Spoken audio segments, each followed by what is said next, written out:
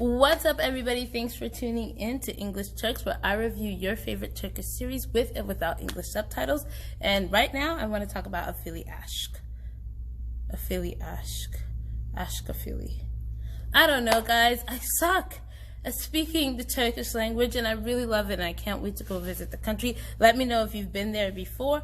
But again, I will preface this video by saying that there were so many series out this week, and so I'm filming everything on one day. So if you're going into any of the other videos to watch and you see the same background, the same face, the same everything, it's because I'm filming everything in one day. Now, let's get to Afili Ask. Oh my gosh. I love this episode. I really did. It gave us a new perspective because now we got to see Ayse get a little bit jealous for once. Well, she gets jealous from time to time, but this time she really had that inner battle of jealousy, the same way that Kerem did when she was with Mia Mia Mia Mia.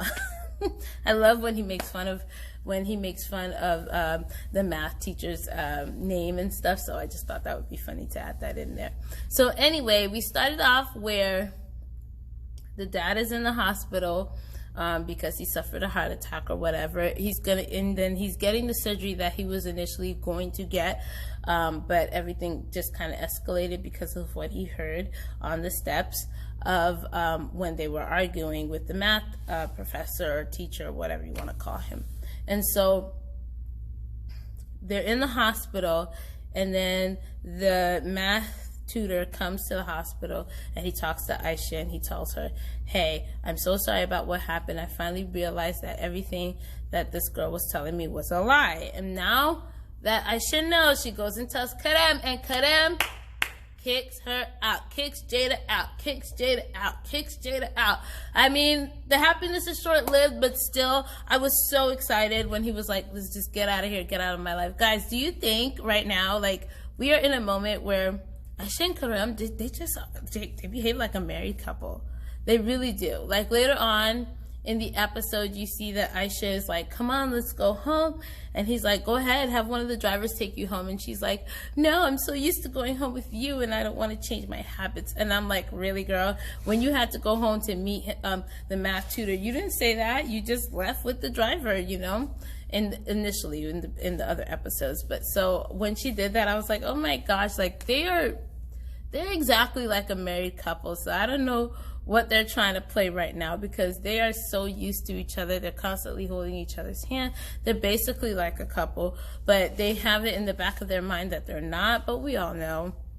Come on, guys. When you look at their relationship, let me know what you think in the comments. Because when I look at the relationship, I'm like, this is like a boyfriend, girlfriend, could be, and basically married, because they basically do what married people do, you know? So anyway, so he kicks Jada out, and now they don't have Jada in the picture anymore. But also the dad wakes up and doesn't remember what happened. So now they're kind of living on the edge because they don't know when he's actually going to recall everything that took place. I mean, that was the basis of the beginning, and it's basically the underline of the entire episode.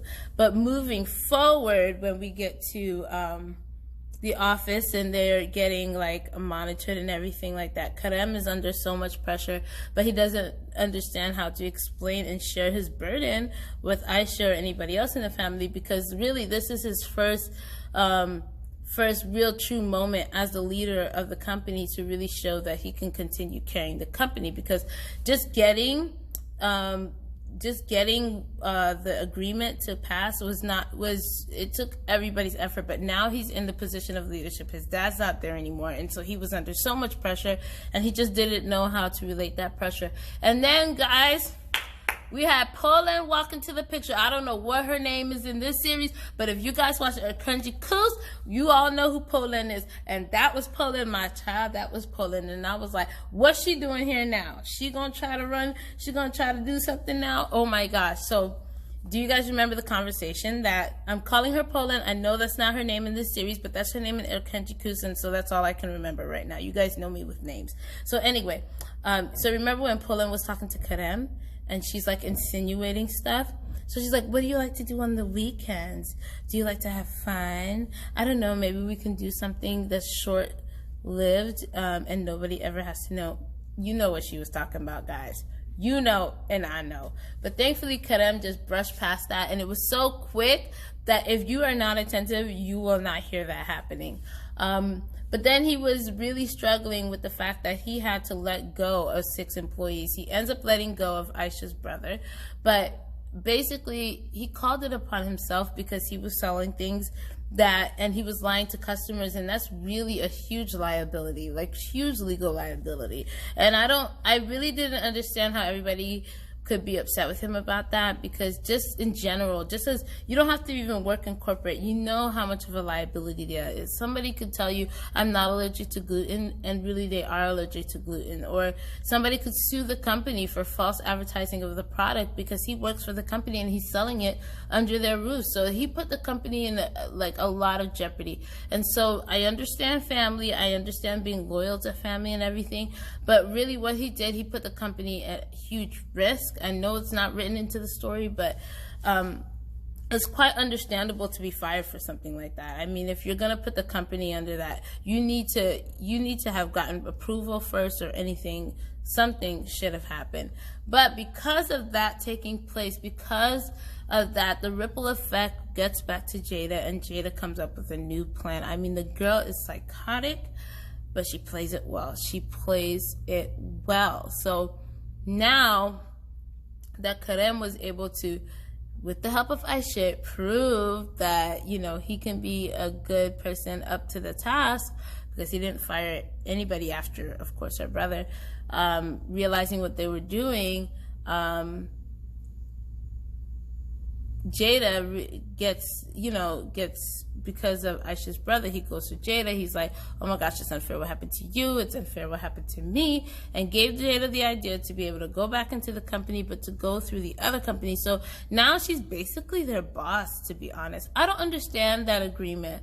I don't know why Karem would be so gung-ho to agree with an American company and give away 60% of the company to them, and they only own 40. Like, that's a lot to give up. I would say, I'll keep 60 and you could take 40% of the company and we can still have this deal. I understand you're going to make more money, but you lose so much rights. So now Jada is basically over their head again, and it's like, it's even worse now.